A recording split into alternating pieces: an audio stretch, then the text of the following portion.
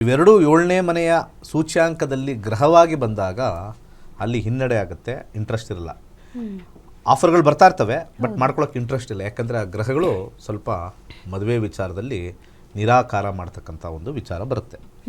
ಇದಕ್ಕೆ ಸಾಮಾನ್ಯವಾಗಿ ನಾವು ಏನು ಮಾಡ್ತೀವಿ, ಅದನ್ನು ಹೆಚ್ಚಕ್ಕೆ ಆ ಗ್ರಹ ಯಾವ ಮನೆ 7ನೇ ಮನೆ ಅಂತ ಬಂದಿರುತ್ತೋ ಆ ಗ್ರಹದ ಉಂಗುರ, ರುದ್ರಾಕ್ಷಿ, ಕ್ರಿಸ್ಟಲ್ಸ್ ಹಾಕಿದ್ರೆ ಎನ್ಹ್ಯಾನ್ಸ್ ಮಾಡುತ್ತೆ.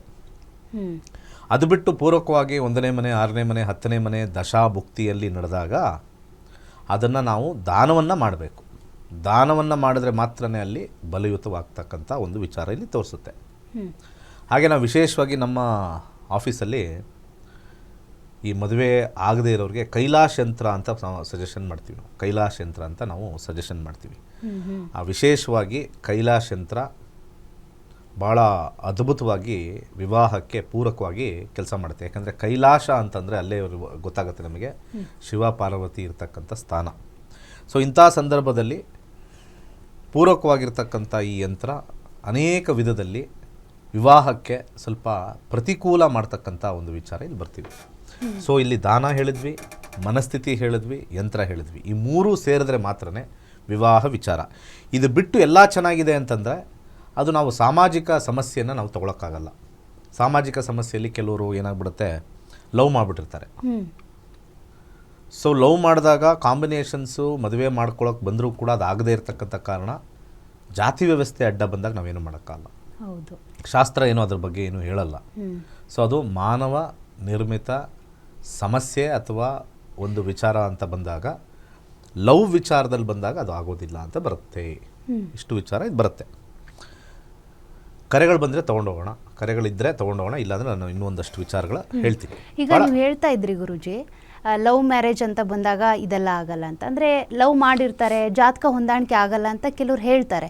ಈಗ ನಿಮ್ಮಿಬ್ರದ್ದು ಜಾತಕ ಹೊಂದಾಣಿಕೆ ಆಗಲ್ಲ ಅಂತ, ಅವಾಗ ಸೊಲ್ಯೂಷನ್ ಏನು ಗುರುಜಿ? ಮದುವೆ ಆಗಲೇಬೇಕು ಅಂತಿರ್ತಾರೆ ಅವರು.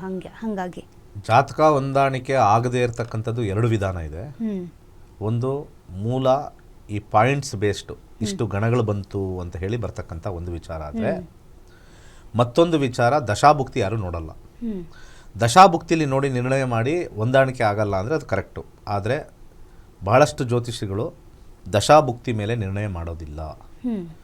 ಸೊ ಪಂಚಾಂಗದಲ್ಲಿ ಬರ್ತಕ್ಕಂಥ ಒಂದು ಕೋಷ್ಟಕನ ತಗೊಂಡು 18ಗಿನ ಕಮ್ಮಿ ಬಂದಿದ್ದರೆ ಪಾಯಿಂಟ್ಸು, ಆ ಸಮಯದಲ್ಲಿ ಅವರು 18ಗಿನ ಕಮ್ಮಿ ಬಂದಿದೆ, ಸೊ ಇದು ಮದುವೆ ಅವ್ರಿಗೆ ಚೆನ್ನಾಗಿರಲ್ಲ ಅಂತ ಹೇಳ್ತಾರೆ. ಆದರೆ ಶಾಸ್ತ್ರ ಏನು ಹೇಳುತ್ತೆ ಅಂತಂದರೆ ದಶಾಭುಕ್ತಿ ಮುಖ್ಯ.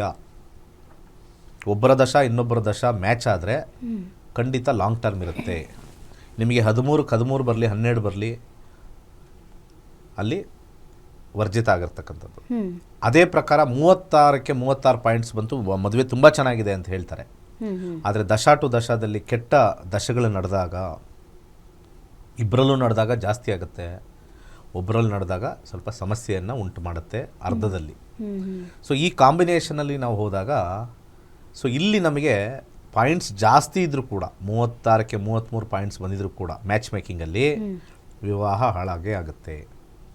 ಯಾವುದೇ ಒಂದು ಜಾತಕದ ವಿಶ್ಲೇಷಣೆ ಮಾಡಬೇಕಾದ್ರೆ ಎರಡನ್ನೂ ನಾವು ಸಮ ಪ್ರಮಾಣವಾಗಿ ತೊಗೊಳ್ಬೇಕು. ಪಾಯಿಂಟ್ಸೂ ಬರಬೇಕು, ಅದ್ರ ಮೇಲೆ ಇಬ್ಬರ ದಶಾನೂ ಚೆನ್ನಾಗಿರಬೇಕು. ಆವಾಗ ನಾವು ಎಕ್ಸ್ಪೆಕ್ಟು ಇವರಿಬ್ಬರು ಚೆನ್ನಾಗಿ ಅನ್ಯೋನ್ಯವಾಗಿರ್ತಾರೆ ಅಂತ ನೋಡ್ಬೋದೇ ಹೊರತು ಜಾತಕದ ಮಿಲನದಲ್ಲಿ ಇವ್ರಿಗಿಬ್ರಿಗೂ ಸೆಟ್ ಆಗಲ್ಲ ಅಂತ ಬರೀ ಪಾಯಿಂಟ್ಸ್ ಮೇಲೆ ಅದರಲ್ಲಿ ಅನೇಕ ವಿಚಾರಗಳು ಹೇಳ್ತಾರೆ.